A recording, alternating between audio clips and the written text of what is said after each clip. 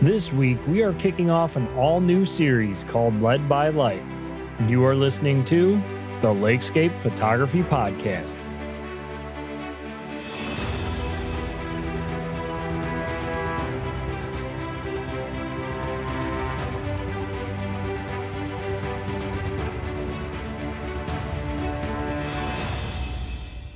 Hey everyone, and welcome back to the Lakescape Photography Podcast.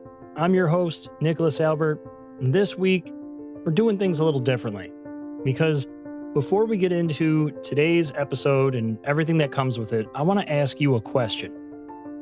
Have you ever gone to a beautiful place and walked away feeling like you just didn't do it justice, like you left something on the table, like the opportunity was there, but you just could not find the answer no matter what you tried? If so, you're not alone. We've all been there. I still find myself there from time to time. But over the years, experience has taught me something. Most of the time, it's not the location, it's the light and the choices that you're making based off of what the light is actually doing, what opportunities the light is actually giving you. Are you working with those, or are you fighting against them? That's why I'm officially kicking off this new series on the podcast, Led by Light. You might have seen the phrase already if you're subscribed to my newsletter or if you visited my website, my blog, but it's not just a tagline. It's a way of approaching photography. It's a way of seeing opportunity where you might otherwise see obstacles. And it really all comes down to one major idea.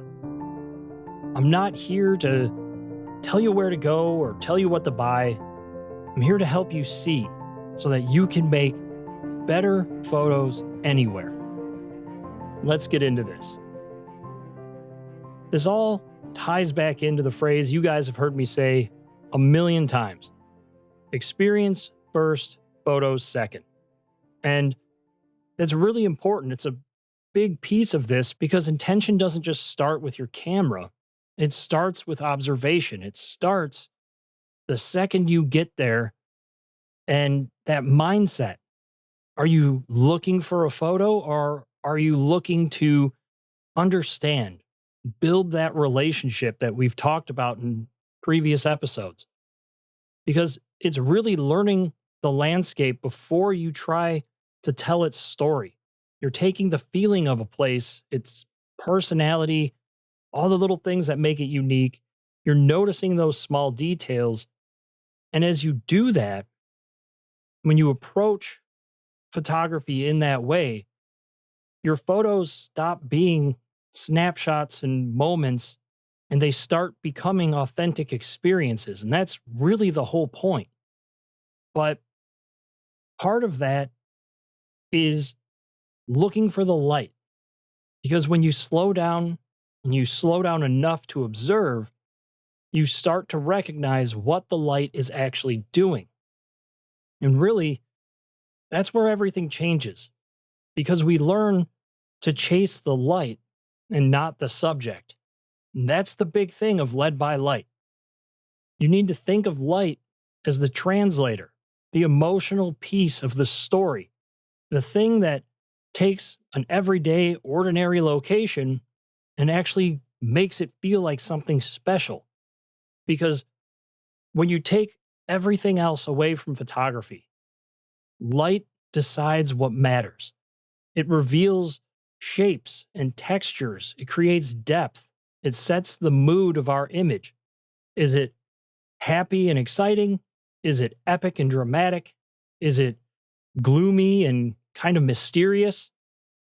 And when you start learning to think in light, not in subjects, you start finding the core of landscape photography, and that's the light. When you read the light first and you let the landscape reveal the subjects around you, when you lean into that experience, you slow down enough to observe, you notice the light. And that's really where everything begins. So today, we're kicking off Led by Light right here on the podcast. And over on my YouTube channel, Nicholas Albert Photography. Alongside guest episodes, I'm going to mix in some of these mini Led by Light episodes. They're quick, they're easy to digest, they're just focused takeaways that you guys can get out there, put into practice right away. Because inspiration's great, but you need a next step to go along with it. Not just do this, don't do that. You need a repeatable process. What to do, when to do it, why it matters. That's what I designed Led by Light to be. So, here on the podcast, we're going to keep the deeper guest conversations going. They'll be monthly or sometimes bi-monthly, depending on how busy things get as we come into spring and summer and fall. But Led by Light episodes will be in between those to unpack the process, to unpack the why. Here, we're going to continue talking through all of the different things that being led by light and leading with experience entails. And over on YouTube, we're just going to take it into the field, start to finish, show you guys my in the field process, my planning, my preparation, what I'm looking for, just the behind the scenes of my thought process and the editing and all the rest that goes with this. But the caveat here is that I want to build this around what you actually want help with too. So I'm asking you guys directly, what do you want to see more of? If you're a part of the Discord community, jump in, tell me what you would like to see more of. If you're not in the community yet, check it out in the show notes. There's a link to the Discord community. Or if you're not into Discord, feel free to head over to YouTube. All of the podcast episodes are posted as videos. You can comment on any one that you have questions about, anything that you have a request, whatever. Leave it there in the comments, and I will always respond. Because this isn't just about content, it's about serving you in ways that actually help, meeting you where you're at, and helping you take the next steps to where you want to be. And for those wondering, yes, the Discord community name did change. It is now called Wayfinders. It was a careful decision, it was a calculated decision, but the Great Lakes Photo Collective, it still lives inside of the Wayfinders server, but the name change came from a lot of thought about people that are outside of the Great Lakes region. We have listeners all over the world, and I wanted to make sure that the community was open to everyone, everywhere, and didn't feel overly exclusive. So, same mission, same goals, different name. We're called to be wayfinders, and that's a big part of being led by light. So join the community, share your thoughts, share your photos, share what you're learning out there, wherever you might be in the world. With that said, let's get into the first installment of Led by Light so I can start unpacking this for you. Today, I want to focus on the light itself, because I've said it more times than I can count. Guests have said it. It's all about the light. Yeah, there's places in the world that stand out.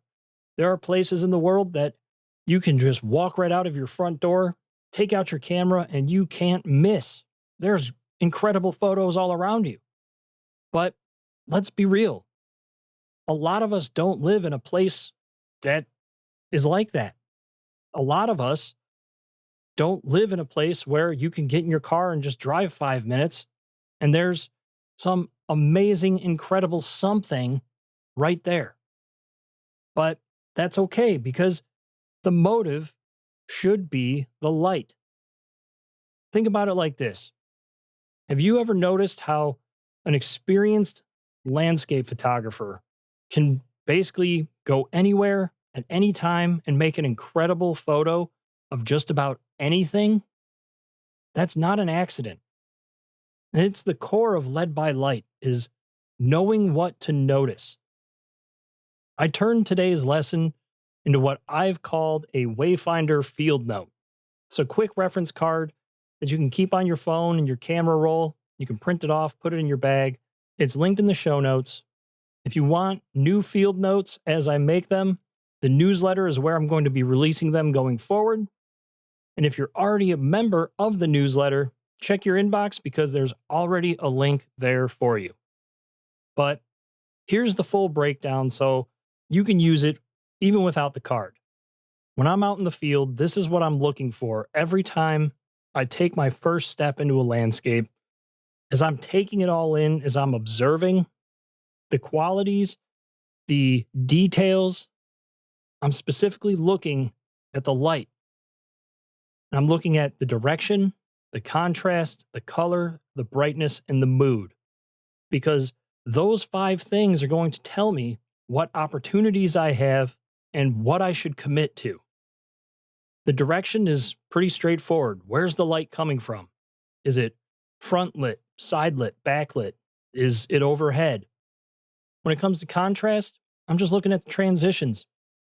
Are the shadows hard and defined, or are they soft and taper in to those dark and light areas?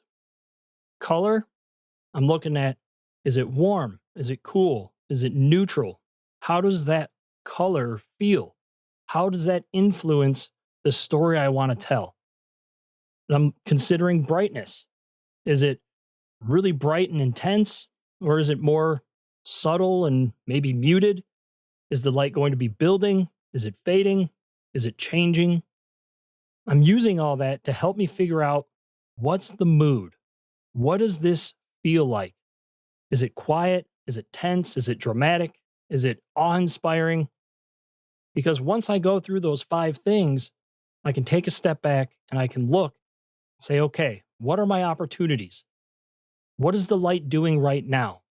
Do I have glow? Do I have texture? Do I have separation? Is it creating silhouettes? Is it creating reflections? And once I'm noticing those opportunities, I can figure out what my next move actually is. Then I can commit. I can reposition. I can move around. I can wait. I can simplify the scene. I can change focal lengths. I can come back later if the light just isn't going to work for this place. Because what you ultimately need to remember is that light will tell you what kind of photo is possible. So you want to observe, you want to choose a subject that matches what the light is already doing, but you have to follow the light first to do that. And the biggest thing I think, especially for me, I know I'm very guilty of this, you have to ground your expectations and lean into the opportunity that's actually there. The next time that you're out in the field, don't take the camera out of the bag right away. Observe first. Ask yourself, what kind of light is this? You want to define it clearly and watch exactly what it's doing. Ask yourself, what's the direction, the contrast, the color, the brightness, the mood? What opportunities are there and what can I actually do with them? Then at that point, decide what you want to do next. Is it great right now? Is it going to be great in another 30 minutes? You want to move to where the light is going to make the best story or is already making the best story. Remember, you don't need 100 photos to make a trip worth it. You just need one well thought out photo. And as you practice this, you're going to start noticing something in your own process. Your keeper rate is going to improve naturally because you're focusing on the experience, you're observing opportunity, and you're making decisions based on the light itself, not based on what you wanted or what you expected. When you read the light and you see the opportunity, commit to a decision. Trust your instincts. Because if you set up, you wait for it, and everything works out, now you know why it works because you consciously made the choice to do something. And if it doesn't, you walked away understanding, hey, I tried this because the light did this and it didn't work. And those lessons compound over time because eventually you're going to start moving toward the best opportunity without even really thinking about it. You're just going to naturally do it because your mind, your creative vision is going to recognize it and it's just going to pull you in that direction immediately. That is what it is to be led by light. Before we close this out, I want you guys to know something. I'm not just here to put out episodes and create content and all the rest. I'm here to serve you, to help you see more clearly. I want to help you make better decisions in the field and stay encouraged when the results just don't come easily. A lot of photography education today, it tells you where to go, what to buy, shows you a laundry list of amazing epic locations that just kind of leave you feeling like that's the only way forward. But guys, I'm here to tell you it's not the truth. Led by Light is about teaching you how to see, how to read what the light is doing, respond on purpose, and create powerful photos wherever you might be in the world. It's about building trust in your process and confidence in your vision. This week, simple, easy takeaway: read the light, name the opportunity, make the decision, commit, trust yourself.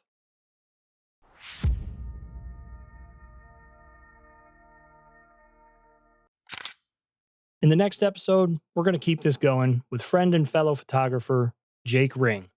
We're going to talk about the early stages of winter snowmelt in Michigan's Upper Peninsula and what early spring can teach us about reading conditions, chasing the light, welcoming new adventures, and getting ready for those early spring waterfall adventures.